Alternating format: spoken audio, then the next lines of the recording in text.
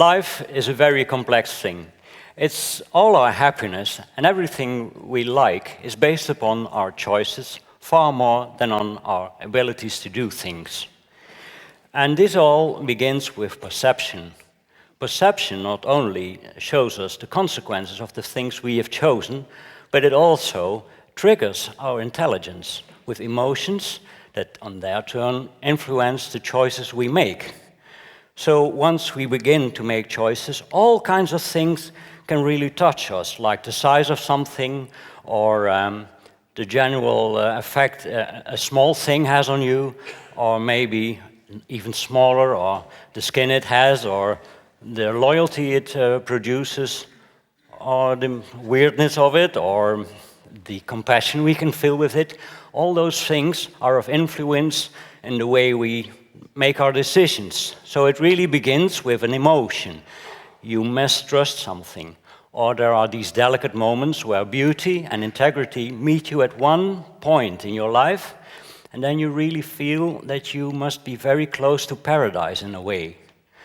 And paradise enhances its beauty just like we do in our cultures, and we find all kinds of ways that are related to our view of beauty at that moment, at that spot in the world, and at that time. So, and we are very good at it, and we do this for ages already, and out of that come things like norms, models we think of, and in fact, all the values that surround us. Now, this is all done with perception, and that is a basic thing we all use. And we use it since a long time, even before we were human beings. We were looking for food. So if you look here, the food is there, but you have to really look close to find it. And once we know the little bastard who's sitting there, and his family, we know what we're looking for. And as soon as we know what we're looking for, you will sharpen your view, and you're looking, you say, can I find him? Yes, you can. And we will find all of them, no matter what they try, because they are food to us. And they try to hide just like those who hunt us. Did you see the wolf over there? You have him? There on the left, behind the tree. Well, so our perception is used to learn things and then do something with the thing we have learned, like hiding ourselves in order to get someone else. And we do this quite seriously, because if you were looking for a frog to give to your girlfriend, and you encounter this thing, not finding the frog that's just beside it, your curiosity is triggered by your emotion. You don't know what it is, so you pick it up. But you better not, because if you do pick them up, or your child does, she gets really hurt. It's in order to slow you down when you're with an army, because a child that is dead you can bury and go on shooting, but if it's still alive, you have to look after it. So we have an industry that makes these things. And so if next time you walk through the wood and you find something, maybe you won't pick it up, it's a little terror clown, but this one is harmless actually. But it makes us wonder, what are the intentions of the things that we see? And this started, of course, by checking the fruit, can you eat this or not? But as soon as the stuff is touched by human beings, something else crawls in. And this is intentions. So if you look at two pieces of bacon, instantly there are some things that disguise you and say, well, let's not eat the left one. And if you go to a restaurant and you look swiftly at the tables, you quite quickly know where not to eat. Although it could taste the same, we don't know. And you can also, in your perception, you can immediately taste the coffee without even trying it. That's funny. But it's also very, very intelligent. And people who produce things for us anticipate on our capacity to do that. They think, if I would ask you which of these cars is the naive one or the depressed one, we would probably all think the same. Probably. Well, it's too complicated to explain now. But when we see someone for the first time, we get this very typical feeling of, do I trust this person or not? Better not this time. And this is smart. This is really, really something spectacular, because we can look through layers of reality. If I show you this reel of pictures and I would ask you what's going on, what's happening, what am I seeing here? There is something that you really want to know about them, and in the end you think, oh yeah, they all went missing sometime.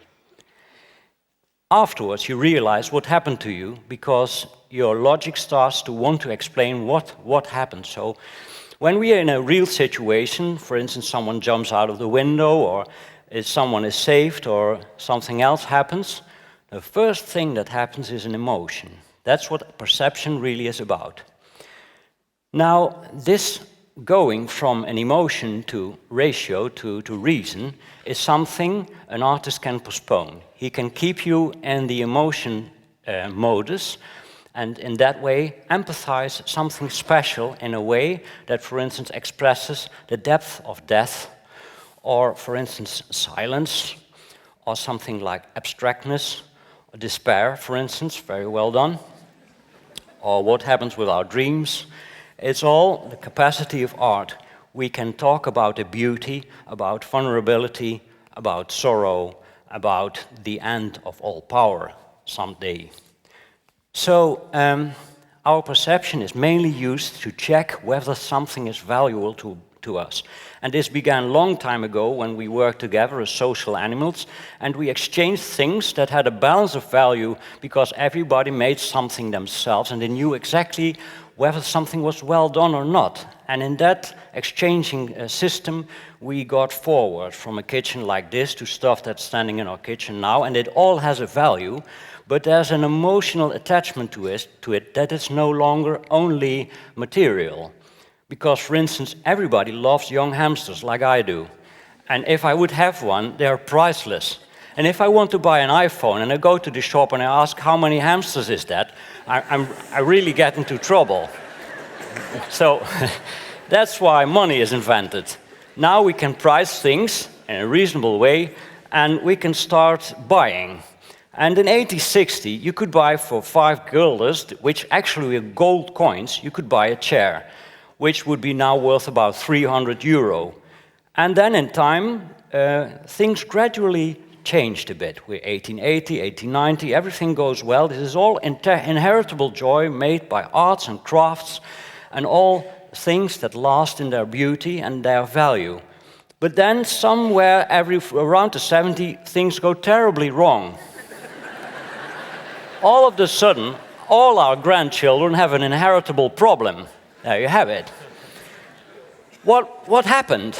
Well, we changed the gold money for paper money. And paper money is actually a promise. It's a voucher to return you the things you invested, your freedom. And its value is covered by all the things that we produce. So if the things we produce are not as valuable as the price we pay, we are living on a bubble. That's obvious. And in the meantime, because money got paper, it was far more easy to check for taxes, because if you have to jump half of your potatoes to the palace, it's a lot more difficult than just emailing some money. So this social behavior we once had in a group now was dealt with by government. So everyone has to sleep somewhere, and they have to stay happy, so we find an equivalent for comfort and security of a safe home, which is about like this. Now, if you make them square, which is very cheap, you can pile them up. No one has a garden, and there's a bad view, of course. So we put them up, and all of a sudden, everybody has a nice view, but no garden. So we put them down again, and everyone has a garden. Well, anyway, this is a kind of smartness that is quite different from the one I was just talking about, because empathy is almost lacking, just like creative intelligence and emotional intelligence. Because we're now entering, and already since the 70s, in the era of left-brain marketing. Well, undoubtedly everyone knows what this myth about these two brain halves is. And if you put that into practice and you start building cities, for instance, then they leave this no longer to the two parts, but they take specialists. Here they are, and they make a plan. They know exactly where we want to live, a house like this. We all want the value because, well, you know, our grandchildren and everything. And then they start moving about with that, and they say, okay, that's about that much of money. So the house is considered value like the money is. So actually these things are the same. Money, money, you see? And then they start thinking about, well, it's going to cost something, and always those taxes. So in the end, they might end up with something that is worth far more than they earn on it. And our principles of what's happening, okay, it's still going on. In a process of optimization, something weird happens. They start thinking, how can we get more out of the thing we are planning to? So they build the thing higher, and then they take off all the ornaments, which of course is no use actually, and then a little more light with a different frame on the front, and lower the ceilings a bit, make the rooms a little smaller so you can make a central staircase on it, and then you'd ask the money they came with. Actually, that's not quite fair.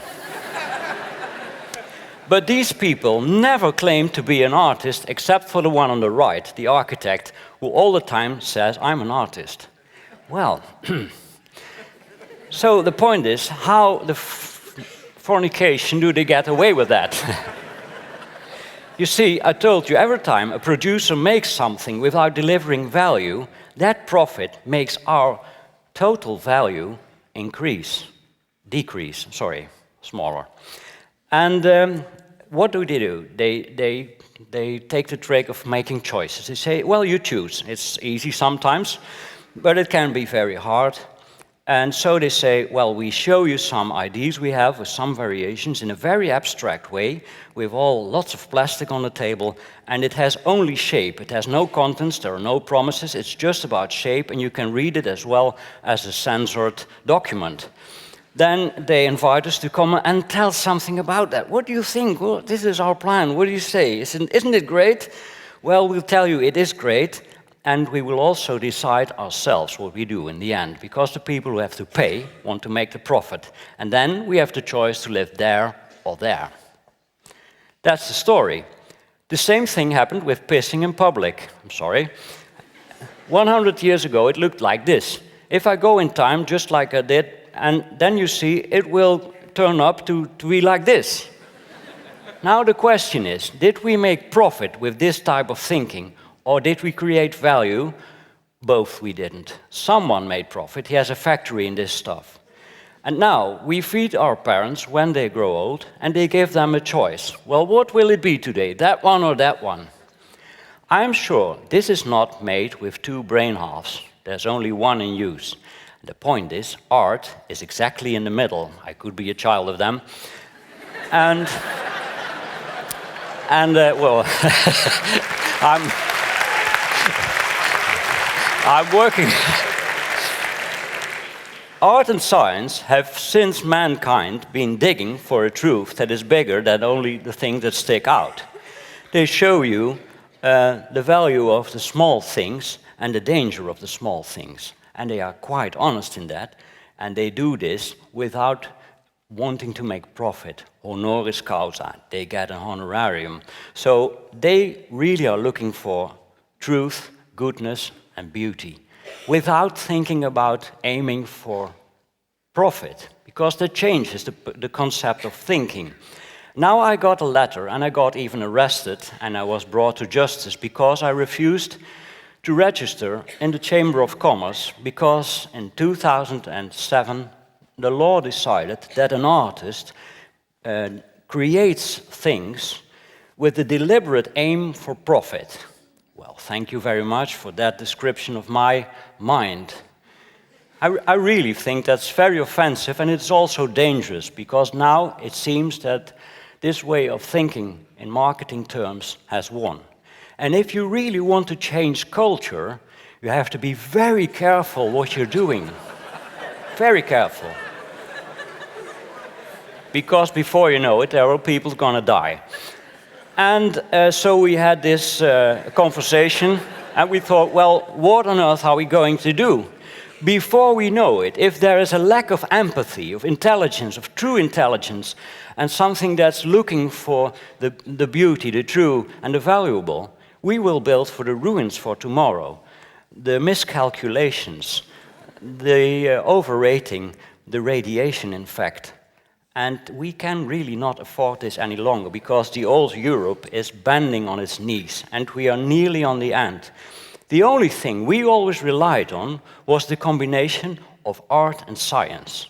But if that is implemented without intelligence and without empathy, and still it has to bring something, it will bring populism. Now, the one who is cutting is becoming extremely dangerous, because in the end, we will build for the fear for tomorrow, and for our lack of empathy, and our unwillingness to share a wealth that actually only exists on paper. Thank you very much.